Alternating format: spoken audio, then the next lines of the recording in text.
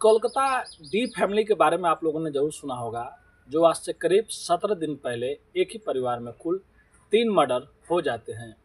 इस परिवार में कुल 6 सदस्य होते हैं और 6 लोग को 17 फरवरी को मरना होता है, जिसमें से 4 लोगों को बेखूबी मालूम होता है कि हम लोगों को कैसे मारना है, और जो उसमें 2 लोग रहते हैं यानी कि जो 2 बच्चे रहते हैं उनको ये मालूम नहीं होता है कि कुछ घर में भी कुछ प्लान बनाया जा रहा है।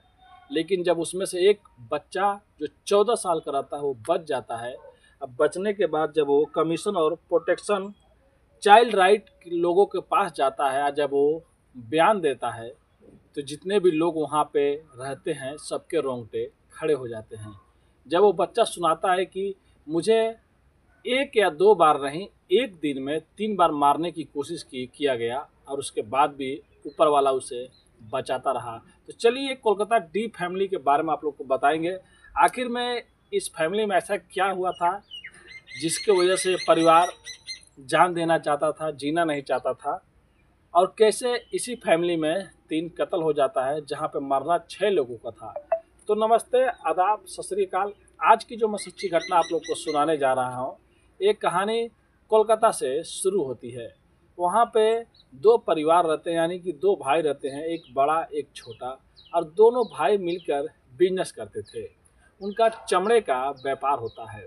अक्सर उनका जो चमड़े का व्यापार रहता है वो रसिया से कनेक्ट था, वहाँ से इन लोग का टेंडर था और आए दिन इन लोग का वहाँ पे आना जाना भी रहता था।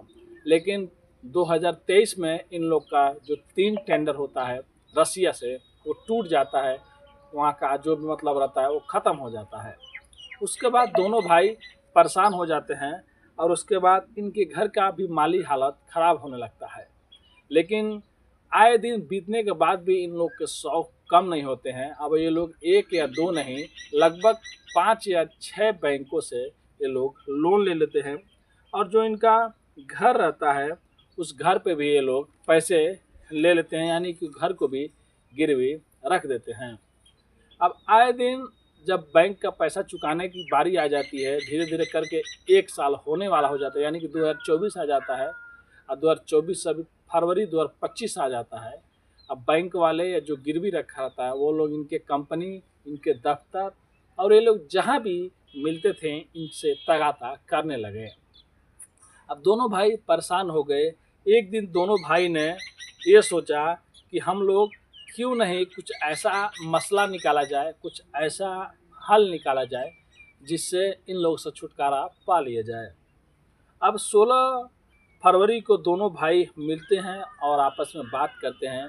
घर भी तो गिरवी रख दिया गया है और कहीं से भी इनकम आने का रास्ता नहीं है और कोई देने को भी पैसा तैयार नहीं है।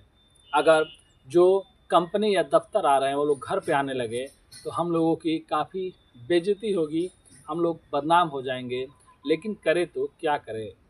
फिर दोनों भाइयों ने एक हल निकाला और जाकर अपने अपने पत्नियों से बात किया। अब दोनों पत्नी से जब वो लोग बातें बता रहे थे तो दोनों पत्नी पहले तो इनकार कर देती है, वो लोग पहले कुछ नहीं बोलती है, फिर बाद में पति के सामने वो भी बेचारी झुक जाती है और पति की बात मानने के बाद दोनों लोग तैयार हो जाती हैं। यानी कि 2 पत्नी, एक छोटा भाई का पत्नी और एक बड़ा भाई का पत्नी, यानी 2 बड़े छोटे भाई और उनकी दोनों पत्नियां। अब 4 लोग तैयार हो जाते हैं। फिर वो लोग ये चारों लोग डिसाइड करते हैं कि हम लोग को दुनिया में रहेंगे तो कोई ना कोई आएगा हम लोग को परेशान करेगा, हम लोग के पास इतने पैसे नहीं है किसी को देने की। अब दोनों भाई और उनकी दोनों पत्नियां ये सोचने लगती हैं कि आखिर में हम लोग ऐसा क्या करें जिससे हम लोग की जान भी चली जाए और हम लोग को ज़्यादा तड़पना भी नहीं पड़े। सबसे पहले उनका छोटा भाई बोलता है क्यों नहीं हम लोग खीर बनाएं और खीर में नींद की गोलियां मिला दिया जाए और उसके बाद सब लोग हम लोग खा लेंगे। और जो बड़ा भाई रहता है उसका एक लड़का रहता है जिसका नाम प्रतीक होता है, और छोटे भाई का एक लड़की होती है यानी कि उसकी कज़न होती है। इन दोनों को कुछ भी मालूम नहीं रहता है कि हमारे पापा और हमारे चाचा लोग ये भी सोच रहे हैं कि हम लोग इस दुनिया से चले जाएंगे। तो ये लोग चुपचाप अपने कमरे में बैठे रहते हैं। लेकिन जो प्रतीक रहता है वो थोड़ा बहुत बातें इन लोग की सुन लेता है कि हम लोग खीर में नशे की गोली मिलाएंगे और उसके बाद हम लोग खा के सब कोई मर जाएंगे, इस दुनिया से चले जाएंगे। तभी उसका चाचा बोलता है कि नहीं, क्यों नहीं हमारी जो 4 मंजिला इमारत है उसके ऊपर से हम लोग नीचे कूद जाएं। फिर ये होता है कि कूदने के बाद अगर हम लोग बच गए तो और ज़्यादा बदनामी होगी, सबको सब चीज़ पता चल जाएगा। उससे अच्छा यही ऑप्शन है कि हम लोग खीर में नशे की गोली, नींद की गोली मिलाकर और सब कोई खा ले। अब 17 फरवरी यानी 17 या 18 फरवरी को ये लोग खीर बनाते हैं और उसमें नींद की गोलियां मिलाते हैं। नींद की गोलियां मिलाने के बाद चारों लोग जो होते हैं, पति और पत्नी और उसके चाचा और चाची, चारों लोग खीर को अच्छे से खा लेते हैं और उसके बाद प्रतीक को भी बोलते हैं। तो प्रतीक को तो दिमाग में रहता है कि ये लोग ऐसे ऐसे बात कर रहे थे, लेकिन वो ये सोचता है कि हमारे मम्मी पापा या हमारे चाचा चाची ऐसा थोड़ी ना करेंगे कि वो लोग मर जाएंगे, वैसे कुछ वो लोग बात कर रहे होंगे। लेकिन जो उसकी कज़न होती है, उसकी चाचा की लड़की होती है, वो बोलती है कि मुझे खीर नहीं खाना। अब उसके बाद उसका चाचा ज़बरदस्ती रूम के अंदर जाता है और अंदर जाने के बाद उसको ज़बरदस्ती खिलाता है। अब खिलाने के टाइम पोस्टमार्टम में रिपोर्ट में आया है कि उसके चेहरे पे, उसके लिप्स पे, उसके बदन पे नाखून के मतलब निशाना, मतलब कटे पिटे। तो शायद खिलाने के टाइम जोर जबरदस्ती से वो जो खीर खिलाया उसी को निशान थे। जब उसको खिला के वो चला आता है तो कुछ टाइम बाद पता चलता है जो ये लोग खीर खाए हैं 5 पे कुछ भी असर नहीं पड़ रहा, यानी कि प्रतीक और उसके चाचा चाची और उसके मम्मी पापा पे, उसके कज़न पे ये असर कर जाता है। उसके बाद प्रतीक अपने रूम में चला जाता है, बोलता है कि मैं सोने जा रहा हूँ। अब ये लोग ये सोचते हैं शायद प्रतीक के भी ऊपर एक काम कर रहा है। प्रतीक भी अपने रूम में सोने चला जाता है। लेकिन उसके बाद ये चारों लोग सोचते हैं कि हम लोग तो वैसे, हम लोग पे तो ये असर नहीं कर रहा है, तब हम लोग करें तो क्या करें। फिर उसके बाद वो लोग डिसाइड करते हैं कि हम लोग कुछ नहीं करेंगे। अब सबसे पहले जो पत्नी लोग हैं, यानी कि उन दोनों की पत्नियां हैं, ये लोग एक चाकू उठाएंगे और अपने हाथ का नस काटेंगी। जब दोनों लोग सामने खड़ी हो जाती हैं एक एक चाकू लेकर, और जब अपना नस काटने का टाइम आता है, यानी कि खून बहाने का टाइम आता है, तो उन लोग का हिम्मत हार जाती हैं, वो लोग पीछे हट जाती हैं, वो लोग डर जाती हैं। तभी वहाँ पे छोटा भाई जो रहता है, यानी कि 2 भाई रहते हैं, उनमें से छोटा भाई जो प्रतीक का चाचा रहता है, तुरंत आता है और अपने पत्नी और अपने भाभी का दोनों हाथ पे एक एक कट मारता है और एक गले पे कट मार देता है। और गले पे कट मारने के बाद दोनों को वहीं पे छोड़ देता है। उसके बाद कुछ टाइम बाद वो लोग मर जाते हैं। फिर उसके बाद वो जाता है अपने बेटी के रूम में, देखता है तो उसकी बेटी भी मर चुकी रहती है, यानी कि वो भी मुर्दा बन गई होती है। और उसके बाद वो प्रतीक के रूम में जाता है तो देखता है कि उसका बड़ा भाई का बेटा जो प्रतीक रहता है, जो खीर खाया रहता है, लेकिन वो उसके ऊपर ज़्यादा असर नहीं किया रहता है। वो सोने तो गया रहता है, लेकिन उसकी सांसें अभी चल रही होती है। अब तुरंत उसका चाचा एक तकिया उठाता है और प्रतीक के मुंह पर रख के दबाने लगता है। जब उसको ये पता चलता है कि प्रतीक इस दुनिया से जा चुका है, उसकी सांसें बंद हो गई है, तो उसका चाचा बाहर निकलता है और अपने बड़े भाई के पास, प्रणव जिसका नाम रहता है, उसके पास चला जाता है। अब ये दोनों लोग बात कर रहे थे बालकनी में खड़ा होकर, तभी अचानक प्रतीक की आंखें खुलती है। क्योंकि प्रतीक हमेशा योगा किया करता था, अपनी सांसें रोका करता था, उसको थोड़ा बहुत सांस रोकने का मालूम रहता है।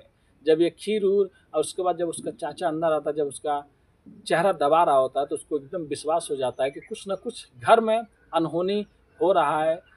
उसके बाद वो अपनी सांसें रोक लेता है। वो भी ये भी जानता था कि उसका चाचा उसकी सांसें ज़रूर चेक करेगा कि ये मरा है कि नहीं मरा है।